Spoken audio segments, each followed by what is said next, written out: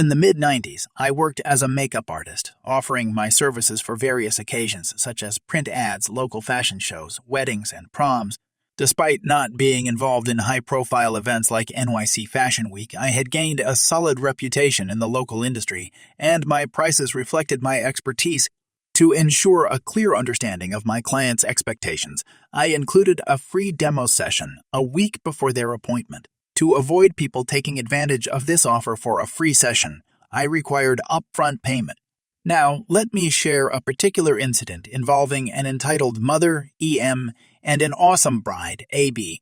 AB had already visited me for a consultation along with her maid of honor and was delighted with the wedding look I had created for her.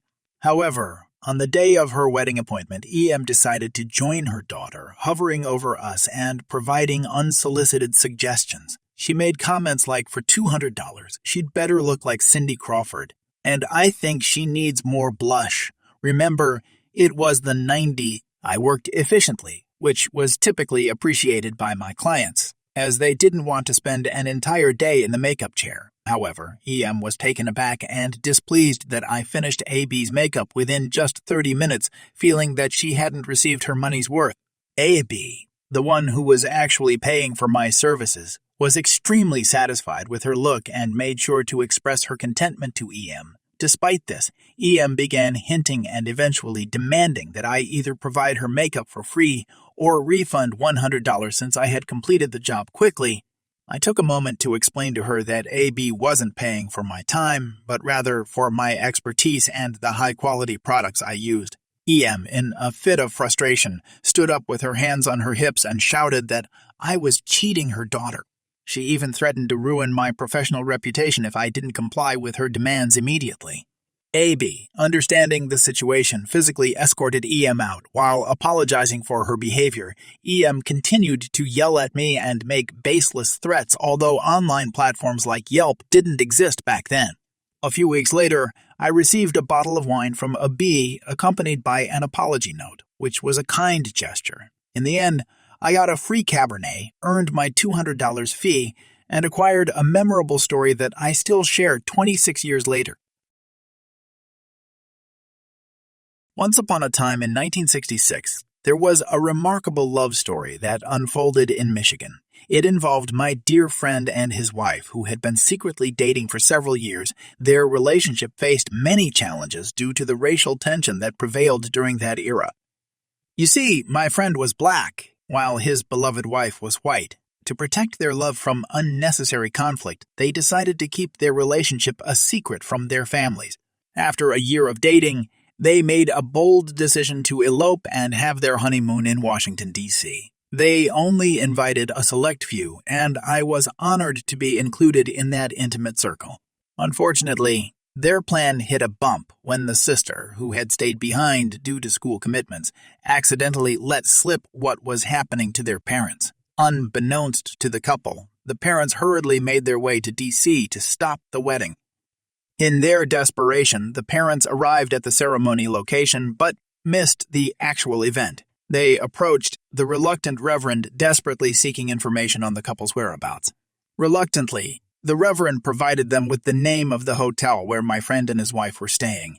The parents wasted no time and quickly made their way there, driven by anger and a sense of entitlement. Upon reaching the hotel, the parents revealed the situation to the manager and convinced him to disclose the room where my friend and his wife were staying. Fueled by a mix of anger and despair, the parents burst into the room, with the father gripping a baseball bat. The mother, overcome by her own emotions, cried out for her daughter in disgust. In a courageous act of selflessness, the bride tackled her father to prevent him from reaching her husband, who had taken refuge in the bathroom. Realizing the severity of the situation, they immediately called the police, who promptly arrived and escorted the parents out of the hotel. However, fearing for their safety, my friend and his wife were forced to leave the hotel as well, as the parents had checked in and were actively seeking to harm their new son-in-law. Undeterred by the unfortunate turn of events, my friend and his wife decided to continue their honeymoon and headed to the beautiful Niagara Falls. However, their peace was short-lived, as the parents relentlessly pursued them and attempted to attack them on multiple occasions. Eventually, my friend and his wife had no choice but to take legal action. They pressed charges against the parents and obtained a restraining order to ensure their safety and protect their budding love. Despite the trials they faced, my friend and his wife remained steadfast in their commitment to each other. Their story serves as a testament to the enduring power of love and the resilience of the human spirit. It reminds us that, even in the face of adversity, love can triumph and unite people, regardless of their backgrounds or the challenges they encounter. Back around the turn of the millennium, I found myself working at a restaurant chain that had a bar on one side and a restaurant on the other. Starting off as a server, I eventually took on the role of a bartender, even though I wouldn't consider myself a professional bartender. My skills were limited to pouring beer and making simple rum and Coke cocktails. As someone who has always had a love for travel, I made the decision to embark on a backpacking adventure to Costa Rica for about 4 months. Coming from the chilly Great White North, I was determined to escape the winter season. However, my temporary adventure turned into a much longer stay as I ended up living in Costa Rica for a remarkable 8 years. Before leaving, I had a conversation with my general manager about my plans. He assured me that I could quit my job, and if I ever decided to return, we would work something out. Satisfied with the arrangement, I gave my 2 weeks' notice on December 16th. Unfortunately, it seemed my shift supervisor wasn't the best at keeping track of dates. Our shift supervisor, who also happened to be a bartender, was friends with a server with whom I didn't exactly get along. According to the restaurant's policy, servers were expected to tip out the bartender, but this particular server would often claim to have received poor tips and stiff me. Fed up with the situation, I would prioritize her drink orders and any urgent requests she had, resulting in delayed service. This began to affect my schedule, as my shift supervisor would assign me to open shifts, which only involved serving during lunch hours. There were also shifts from 12 p.m. to 8 p.m., which were more desirable since they didn't involve opening or closing duties and offered better tips. Unfortunately, for about a month, I was stuck with lousy shifts. One day, after I had already handed in my notice, my shift supervisor was sitting at the bar creating the schedule. She turned to me and said, "You're always complaining about not closing, right?" I was taken aback and confused. She then informed me that I was scheduled to close on December 31st, New Year's Eve. I couldn't believe it. Unbeknownst to her, my intended last day was actually December 30th. I had carefully calculated the 2 weeks' notice, but kept quiet about the mistake. On December 30th, after completing my opening shift, I sat down to enjoy a beer and staff meal. It just so happened that my shift supervisor was the one scheduled to close that night, and she couldn't resist rubbing it in, boasting about how I would be closing on New Year's Eve. Frustrated by her smugness, I calmly told her that I quit and that today was my last day. She didn't believe me at first. However, fate intervened when the general manager emerged from the kitchen. Sensing the tension, she asked him when my last day was supposed to be. To her surprise, he confirmed that it was indeed that day. Realizing her mistake, she then mentioned that I was scheduled to close the following day. The general manager, always fair and focused on getting the job done, didn't tolerate games or favoritism. He instructed her to find a replacement or accept the responsibility of closing the bar herself. Finding someone to bartend on New Year's Eve with less than 24 hours' notice proved to be impossible. Word quickly spread among my coworkers that she would be closing that night. So, even though it wasn't part of my original New Year's Eve plans, my friends and I decided to visit the restaurant before the real festivities began. The sheer shock on my shift supervisor's face when she had to serve us is an image I will never forget. In the end, it wasn't me who closed on New Year's Eve. It was the shift supervisor who had mistakenly scheduled herself. I was married to a woman who came from a family of narcissists. Their constant meddling in our decisions as a married couple became a significant source of frustration for me. As an expatriate, I had been working abroad while my wife stayed in her family's house.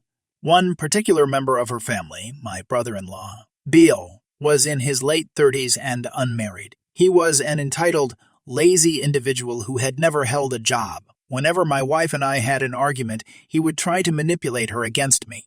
It was clear that he wanted her to stay in their family home, as he didn't want the responsibility of taking care of their elderly parents. Living with them meant he enjoyed free utilities, food, and other amenities, while my wife worked as a community nurse and earned a substantial salary compared to private hospital nurses.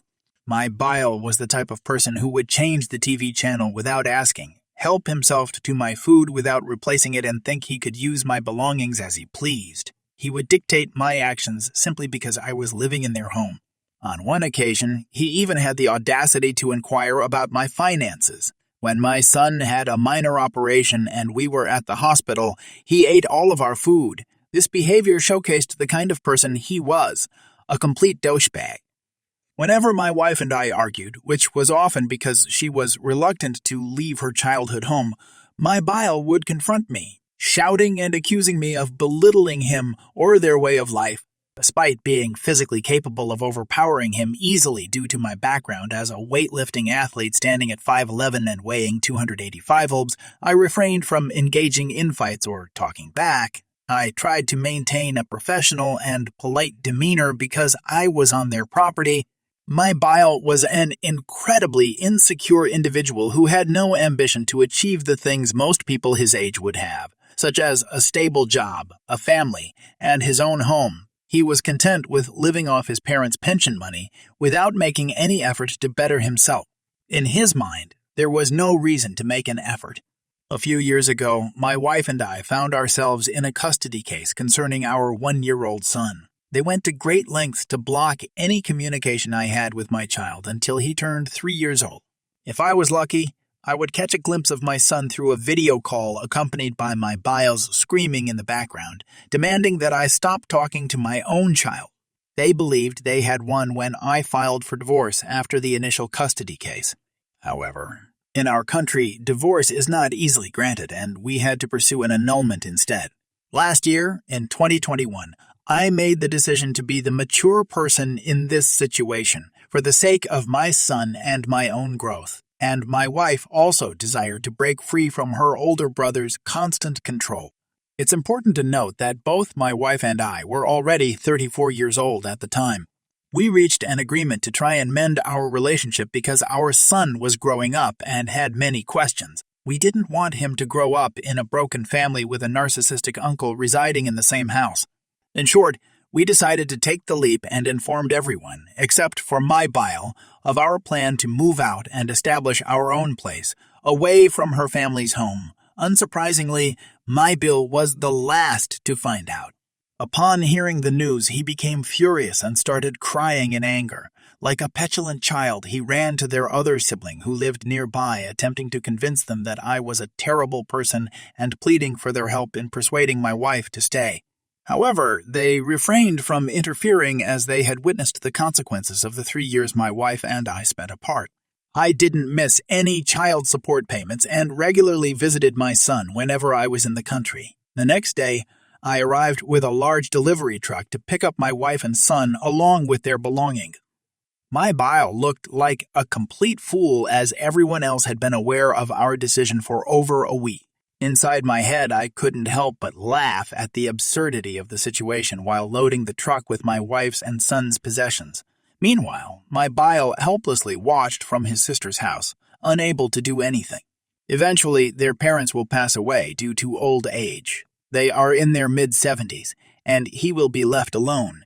It's worth noting that he can't even cook a proper meal or connect a gas hose to the stove.